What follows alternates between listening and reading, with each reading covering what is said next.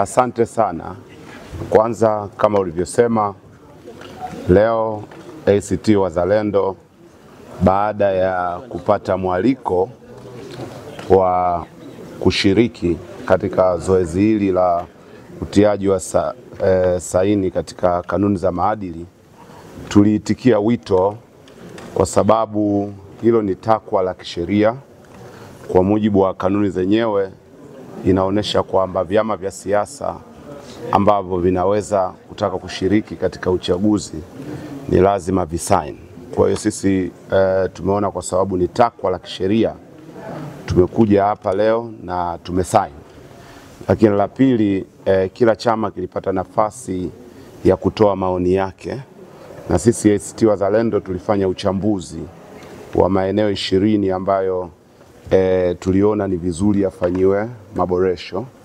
Na leo licha ya kwamba mjadala ulikuwa mfupi, tumeyasisitiza baadhi ya maeneo hayo, na Tume Huru ya Taifa ya Uchaguzi imesema imeyachukua na itatoa ufafanuzi kimaandishi kwa ajili ya kuweka rekodi maeneo ambayo tulizani ni nyeti na yanahitaji ufafanuzi. La kwanza ni kifungu ambacho kinasema kama chama cha siasa hakitoshiriki katika kusaini, basi kitakuwa kimepoteza haki ya kushiriki katika uchaguzi mkuu. Tuliona jambo hilo linahitaji ufafanuzi wa kina, kwa sababu kwa maoni ya ACT Wazalendo tunaona kwamba kwa sababu haki ya ushiriki katika uchaguzi ni ya kikatiba, ingetosha kwamba kama chama kimesajiliwa, kina usajili wa kudumu, kipewe haki ya kushiriki katika uchaguzi. Tume imesema inao ufafanuzi.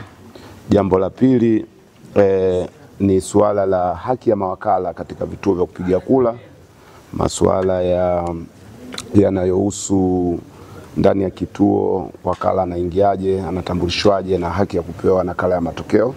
Tumesema mambo haya yangepaswa kuweka vizuri katika kanuni.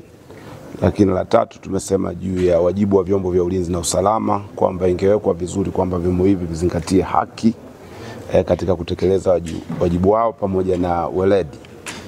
Na jambo la tatu ambalo tumelijengea hoja ni juu ya umuhimu wa kuweka sawa baadhi ya maeneo. Kwa mfano, adhabu ambazo zinaweza zikatolewa na kamati ya maadili, kusimamishwa kampeni, ni vizuri pawe na limitation.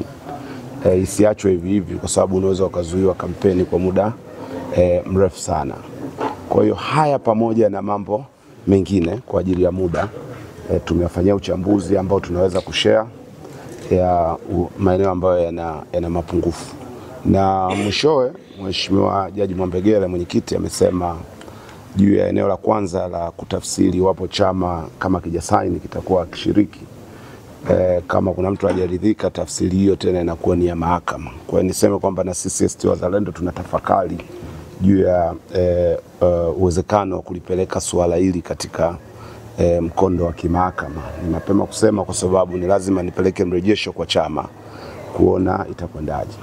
La mwisho ni kwamba ACT Wazalendo tuliketi mwezi Februari kufanya halmashauri kuu, na tukasema kwamba hivi karibuni tutakutana kwenye kamati ya uongozi, na baada ya hapo tutatoa mwelekeo juu ya ushiriki katika uchaguzi. Ninayo furaha kuambia kwamba hivi karibuni katika kipindi kisichozidi wiki moja tutaketi na tutatoa sasa mwelekeo rasmi wa masuala yanayohusu ushiriki katika uchaguzi. Asanteni sana.